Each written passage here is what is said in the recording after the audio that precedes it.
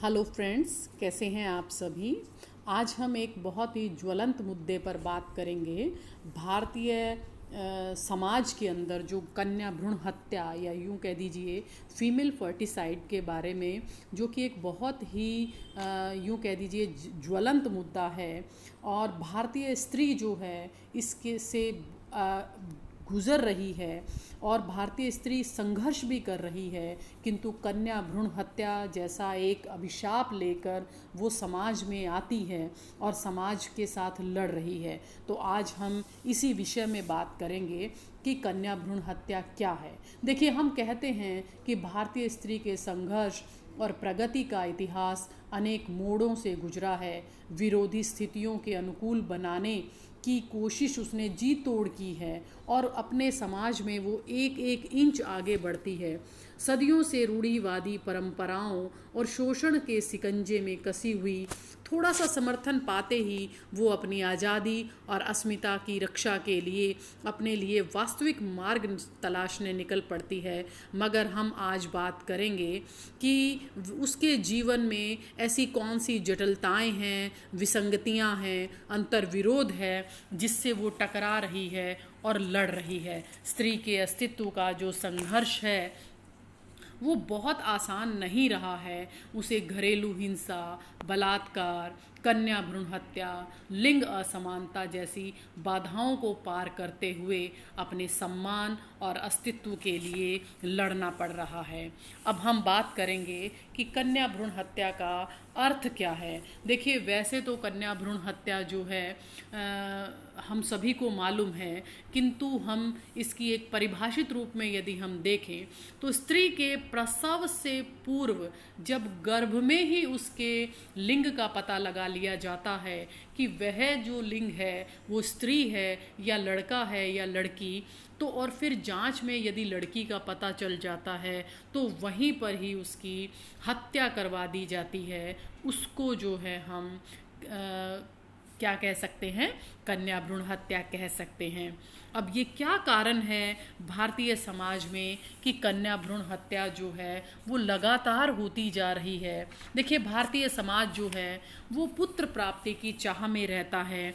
उसे ये पता है, भारतीय समाज में ये कहा जाता है कि जो बेटा है वो जो है पिंडदान करेगा या हमारे श्राद्ध में हमें खाना खिलाएगा। और पुत्र मोह में फंसे हिंदुस्तानी समाज के हाथों में पड़कर बालिका शिशुओं की हत्याओं का एक बड़ा हथियार के रूप में माना जा रहा है और इसके लिए बहुत आधुनिक तरीके भी अपनाए जा रहे हैं। दूसरा कारण है कि पुत्री को पराया धन समझना। जहां हम एक और पुत्र को यूं मानते हैं कि वो हमारा स्वयं का है, वहीं पर ही हम ये कहते हैं कि पुत्री जो है वो शादी करके चली जाएगी और पराया धन है, और पराये धन पे इतना धन खर्च करने की क्या आवश्यकता है। तीसरा पॉइंट हम देखेंगे कि लड़कियों को भावी उत्पीड़न से, जिस तरीके से समाज में हम देख रहे हैं, निर्भया जैसा कांड हुआ है या और भी आज हर 2 सेकंड में महिलाओं के साथ बलात्कार हो रहा है, उनके साथ घरेलू हिंसा हो रही है, उनको मानसिक यातनाएं दी जा रही हैं। ये सभी उत्पीड़न से बचने के लिए माता पिता सोचते हैं कि इससे अच्छा तो हमारे घर में बच्ची हो ही ना। दूसरा एक और कारण बड़ा है, वो है दहेज प्रथा। ये कारण भी जो है स्त्रियों को रोक रहा है कि और स्त्रियां पैदा ना हो, क्योंकि दहेज जो है वो एक ऐसा विकराल समस्या है जिससे हर माँ बाप को गुजरना पड़ता है। दहेज के लिए वो अपना परिवार, अपना घर, सामान गिरवी रखता है, लोन उठाता है और बाद में ये सब चुकाना बड़ा मुश्किल भी हो जाता है। तो दहेज प्रथा जो है इसको हमें समाप्त भी करना चाहिए। नेक्स्ट, इसका जो कारण हम पढ़ रहे हैं वो अशिक्षा है और निर्धनता है। देखिए, गरीबी तो यूँ कह दीजिए कि समस्त समस्याओं का एक मूल है और उसी के साथ साथ अशिक्षा भी जो है वो समाज में अशिक्षित होने के कारण ही हम स्त्रियों के अधिकारों की जो है वो सही तरीके से रक्षा नहीं कर पाते हैं। नेक्स्ट, हमारे समाज की पारंपरिक रूढ़ियाँ भी कुछ ऐसी ही हैं कि स्त्री ही स्त्री की दुश्मन बनी बैठी है। आप देखिए, जब तक एक महिला नहीं चाहेगी वो अपना गर्भपात नहीं करवा सकती, किंतु कई बार महिला परिवार के प्रेशर में आकर, समाज के प्रेशर में आकर, अपने पति के प्रेशर में आकर जो है वो कन्या भ्रूण हत्या को अंजाम देती है। तो ये कुछ पारंपरिक रूढ़ियाँ हैं। लिंग असमानता जो है भारतीय समाज में एक बहुत बड़ा कारण है, जिसके कारण कि यहाँ पर स्त्रियों की क्या बोलते हैं कि हत्या कर दी जाती है। हिंदुस्तान के यदि प्रांतों की बात करें तो स्त्री पुरुष का अनुपात अलग अलग है। जहाँ पर बंगाल, केरल और तमिलनाडु जैसे राज्यों में स्त्री पुरुष अनुपात में कोई फर्क नहीं है, यहाँ पर महिलाओं की स्थिति बेहतर है, वहीं राजस्थान, पंजाब और हरियाणा का अधिकांश तबका जो है वो रूढ़िवादी है और यहाँ पर स्त्रियों को जो है वो जल्दी ही कोख में मार दिया जाता है। देखिए, हम कहते हैं कि यत्र नार्यंस्तु पूजन्ते रमन्ते तत्र देवता, या नारी तू नारायणी की परंपरा भारतीय समाज में है। जहाँ पर जीव हत्या को भी पाप समझा जाता है, वहाँ आश्चर्य होता है ये देखकर कि भ्रूण हत्या के बाद अपराध बोध की प्रवृत्ति भी नहीं जन्मती है, चाहे अनचाहे बोझ से मुक्ति का भाव उपजता है। पुत्र से ही वंश परंपरा बढ़ोतरी मानने वाली भारतीय सोच के चलते कोख में ही पुत्री को मार डालने के बाद भी लोगों को किसी भी बेचैनी का एहसास नहीं होता। जाहिर है ये सोचने की बात है। पुरुष ही नहीं, स्वयं स्त्रियां भी अपनी जो है जाति को ख़त्म करने की उसमें क्या कह देती है कि आमदा है। ठीक है, नेक्स्ट हम बात करें कि हम इसको रोक कैसे सकते हैं।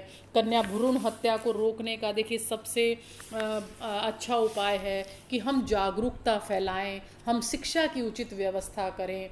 जहाँ पर सोनोग्राफी सेंटर्स जो हैं ऐसे हैं जहाँ पर लिंग की जांच होती है, उनके बारे में शिकायत की जाए, उनका विरोध किया जाए, तो हम ये कन्या भ्रूण हत्या रोक सकते हैं। साथ ही हम कन्या भ्रूण हत्या जो करवा रहे हैं उनके लिए कठोर दंड की व्यवस्था यदि की जाए, साथ ही साथ वैचारिक परिवर्तन और जागरूकता, लोगों के विचारों में परिवर्तन लाया जाए कि स्त्री पुरुष जो है वो समान होते हैं, तो ये जो है समस्या से हम छुटकारा प्राप्त कर सकते हैं। कानूनी सहायता भी हमें इसके अंदर लेनी चाहिए। जब तक हम कानूनी सहायता नहीं लेंगे, परामर्श नहीं लेंगे, जब तक ऐसी ही स्थिति बनी रहेगी। लिंग असमानता का जो है हमें विरोध करना चाहिए। देखिए, यदि हम इन उपायों को अपनाएंगे तो निश्चित तौर पर भारतीय समाज को हम बदलने में कामयाब हो सकते हैं और कन्या भ्रूण हत्या को भी रोका जा सकता है। बढ़ती हुई भ्रूण हत्याएं उस वैधता का परिणाम है जो देश में गर्भपात को दी है। जिस देश का एक बड़ा तबका गरीबी की सीमा रेखा के नीचे जीवन यापन कर रहा हो, जहां दहेज जैसी कुरीतियां जड़ें जमा कर बैठी हों, जहां निरक्षरता का फैलाव हो, जहां पर पारंपरिक सोच पुत्र द्वारा दी गई मुखाग्नि को मोक्ष का मार्ग समझते हो या पुत्र को बुढ़ापे की लाठी समझते हो, उसी से वंश परंपरा का विस्तार मानते हो, जहाँ कन्यादान वस्तु मानी जाती हो, जहाँ पर पहले पोते होते ही जो है उसकी खूब जो है उत्सव मनाए जाते हों, तो वहाँ पर तो कन्या भ्रूण हत्या जो होना एक आम बात है। दिन प्रतिदिन कम होती स्त्रियों की संख्या से सामाजिक संतुलन को खतरा हो रहा है और इसके तरीके जो है रिजल्ट्स जो हैं हमें साफ नज़र आने लगे हैं। सरकार चौकन्नी भी हुई है, कई कानून भी बने हैं इस दिशा में। कुछ पूर्व राष्ट्रीय स्तर पर संयुक्त संसदीय प्रवर समिति का गठन भी हुआ, अधिनियम बने, रूपरेखाएं भी बनी। कई राज्यों में मानवीय पहलुओं और सरोकारों को मद्देनजर कन्या भ्रूण हत्या को रोकने के लिए कानून भी पारित हुए। महाराष्ट्र एक ऐसा पहला राज्य था जिसने इस जघन्य कृत्य के प्रति आवाज़ उठाई। महाराष्ट्र के बाद पंजाब में भी इससे संबंधित कानून बने, राजस्थान में भी हुआ, किंतु इनके केवल कानून ही बनकर रह गए। ये उचित रूप से सही तरीके से इनका पालन नहीं हुआ। हमें यह बिल्कुल नहीं भूलना चाहिए कि किसी भी स्वस्थ और संतुलित समाज की कल्पना के लिए स्त्री और पुरुष का समान अनुपात होना बहुत ज़रूरी है। दोनों के बीच संतुलन बिगड़ने पर सामाजिक व्यवस्था का बिगड़ना एक खतरे का निशान है। जनसंख्या नियंत्रण के एक समाधान के रूप में मादा भ्रूण हत्या के परिणाम हमें भुगतने पड़ सकते हैं। हम इस अमानवीय और जघन्य कृत्य को रोकने के लिए मादा भ्रूण हत्या या यूँ कह दीजिए कन्या भ्रूण हत्या के मूल कारणों पर गौर करके उन्हें ख़त्म करने की दिशा में सार्थक और जुझारू प्रयास करने पड़ेंगे। महिला कल्याण, महिला विकास के रास्ते से होकर महिला सशक्तिकरण की बात हमें करनी होगी। तभी जाकर हम कन्या भ्रूण हत्या जैसी समस्याओं का समाधान कर सकते हैं। आशा है आपको मेरा ये टॉपिक कन्या भ्रूण हत्या समझ में आया होगा। मुझे आपके विचारों का इंतज़ार रहेगा। आप प्लीज़ अपना इसके अंदर जो है मेरे कमेंट बॉक्स में ये आपको विषय कैसा लगा उसके विषय में आप ज़रूर से अपने विचार लिखेंगे, ऐसी मैं उम्मीद करती हूँ। और इसी आशा के साथ धन्यवाद।